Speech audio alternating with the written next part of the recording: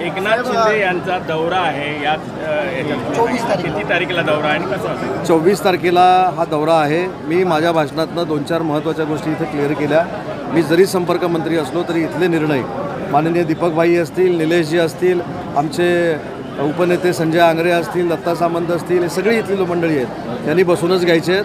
त्याच्यामुळे संघटनात्मक निर्णय जे इथं ठरतील त्याचीच अंमलबजावणी राज्यस्तरावरनं केली जाईल. साहेब, साताऱ्यामध्ये आपल्या स्वतंत्रसाठी ज्या नोटा उधळल्या गेल्या त्या खोट्या नोटा होत्या आणि जरी त्या खोट्या असल्या तरी त्यावर महात्मा गांधी आणि बौद्ध स्तूपाचं जे चित्र होतं आणि त्यामुळे अनेकांच्या त्यांचा अवमान झाला असं म्हणून संतप्त प्रतिक्रिया येतात. काय सांगाल? एक मी सांगू का, आपण स्टोरी बनवतो. आपल्याकडे सुद्धा लक्ष्मी बार येतो, तुम्हाला माहिती आहे का? दिवाळीमध्ये तो फुटल्यानंतर काय होतं, तोच प्रकार तिथं झालेला होता. कुणीही पैशाची आणि आपण पैसे उधळले, खोट्या नोटा उधळल्या, एखादं जरी शूटिंग जरी मला दाखवलं ना तर मी राजकीय निवृत्ती घेतो. फटाके जे वाजवले गेले त्या फटाक्यामध्ये जे लहान मुलांचे खोटे पैसे आपण खेळतो ते त्याच्यामध्ये घातलेले होते आणि त्याच्यामध्ये ते फोटो होतं आणि ते फटाके फुटल्यानंतर ते अस्तव्यस्त झाले. ताबडतोब काही लोकांनी, मला असं वाटतं की जगताप नामं एक कोणतरी आहेत, त्यांनी सांगितलं की माझ्यावर खोट्या नोट्या उधळल्या. आता फटाक्यातनं फुटल्या असं म्हटलं असं तर ठीक आहे, पण उधळल्या म्हटल्यानंतर ब्रेकिंगच झाली ना. तसं सिंधुदुर्गवासियांनी, मी सिंधुदुर्ग असल्यामुळं असे काही शब्दप्रयोग करू नये अशी माझी विनंती आहे. कुठेही उधळल्या गेल्या नाहीत. फटाक्यामध्ये त्याला काय म्हणतात आपण, फटाके गुंडाळलेल्या होत्या, त्या फुटल्यानंतर बाहेर आल्या. आपण उद्योगमंत्री राज ठाकरेंची तुम्ही भेट घेतलात. राज ठाकरेंनी असं एक पत्र काढलं की आता जी बँकेमध्ये मराठी भाषा बोलली पाहिजे कंपल्सरी, त्याचं थांबवणं झालं आहे आंदोलन. राज ठाकरे साहेबांना सकाळी जे मी भेटलो त्याची पूर्ण कल्पना आमचे मुख्य नेते एकनाथ शिंदे साहेबांना होती. मराठी भाषेच्या संदर्भामध्ये ज्या काही त्यांच्या भूमिका आहे त्या समजून घेण्यासाठी मी तिथं गेलेलो होतो. त्यांची सगळी भूमिका मी समजून घेतलेली आहे. मराठी भाषेचा मंत्री म्हणून ती मी मुख्यमंत्री आणि दोन्ही उपमुख्यमंत्र्यांच्या कानावर घालणार आहे.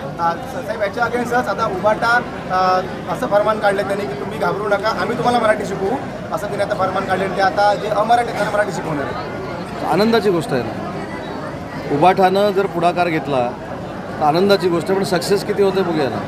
शेवटी बॅनर लावून फक्त पब्लिसिटी करण्यापेक्षा त्याच्यामध्ये काहीतरी काम करून दाखवावं ना.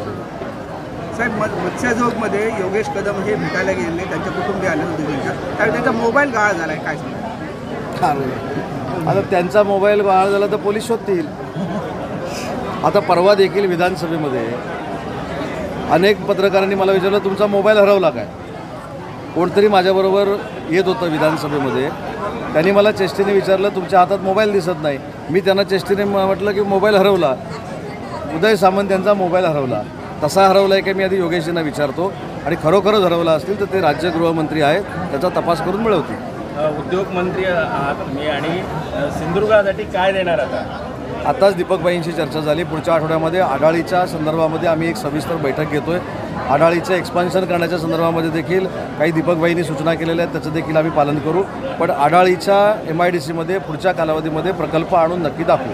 साहेब, आता चिपी विमानतळ जे आहे ते आपल्या खात्यात येतं, चिपी विमानतळ त्याच्यामध्ये विमानसेवा आता अनियमित आहे, ती सुरळीत होईल का आणि ते व्यवस्थित राहील का? असं चिपी विमानतळ MIDCच्या अखत्यारीमध्ये येतं असं तुमचं जे म्हणणं आहे ते प्रायव्हेटायझेशन झालेलं आहे, ते IRBकडे आहे. परंतु IRB आणि स्लॉट मिळणं ह्याच्यामध्ये IRBचा त्याच्यामध्ये काही दोष नाही.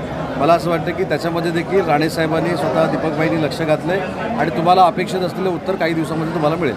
सिंधुदुर्ग जिल्ह्याला मंत्रिमंडळात स्थान द्यावं अशी कार्यकर्त्यांची मागणी आहे, त्याचा विचार होणार. त्या भावना शिंदे साहेबांपर्यंत पोहोचवल्या जातील. साहेब, पुढील ज्या निवडणुका आहेत त्या स्वबळाच्या निवडणूक लढाव्यात असे काही आपले कार्यकर्ते सांगतात. असं कुठं चर्चा झाली नाही. या संदर्भात जर पक्षप्रवेश घेताना काही अडचणी निर्माण होतात असेही काही कार्यकर्ते. नाही, तुम्ही सगळ्यांची भाषणं ऐकली असेल. त्यांनी सांगितलं की उभाठामधनं जे येणारे आहेत त्यांच्या पक्षप्रवेशाला वेळ झालेला होता, त्याचा पक्षप्रवेश आम्ही सुरू केला. आणि माझ्या भाषणामध्ये देखील, दीपकबाईंच्या भाषणामध्ये देखील, निलेशजींच्या भाषणामध्ये देखील आणि आमच्या दोन्ही जिल्हाप्रमुखांच्या भाषणामध्ये देखील हेच होतं की स्वतःची संघटना वाढवायची आहे आणि स्वतःची संघटना वाढवत असताना महायुतीतल्या सगळ्या लोकांना समन्वय साधून वाढवायची आहे. साहेब, चिपी विमानतळ हे सुरक्षित नसल्यामुळे तिथे आता कुठलीच विमानं येत नाहीत, त्यामुळे माजी आमदार वैभव नाईक आहेत यांनी चक्क 8 दिवसात टाळं मारणार असं घोषणा केली. कसं बघता? नाही, ही घोषणा 2 महिन्यापूर्वी होती. हो, पुन्हा केली, रिपीट केली. 15 दिवसात रिपीटेशन. कारण 2 महिन्यापूर्वी 8 दिवसात लावतो असं बोलले होते. आता किती दिवसात सांगितलं? 15 दिवस. माहिती घेतो ना. आता पूर्वी 2 महिन्यापूर्वी सांगून 8 दिवसात त्यांनी का लावलं नाही. आता परत 2 महिन्यानंतर का लावतो म्हणतात जरा माहिती घ्या. हां हो 2 महिन्यापूर्वी म्हणाले होते 8 दिवसात करतो म्हणून. थँक्यू. देश विदेशातील प्रत्येक घडामोडींचे लाईव्ह अपडेट मिळवण्यासाठी आता साम टीव्हीच्या सर्व सोशल मीडिया प्लॅटफॉर्मला लाईक, फॉलो आणि सबस्क्राईब करा. तसंच सर्व नोटिफिकेशनसाठी बेल आयकॉन प्रेस करायला विसरू नका.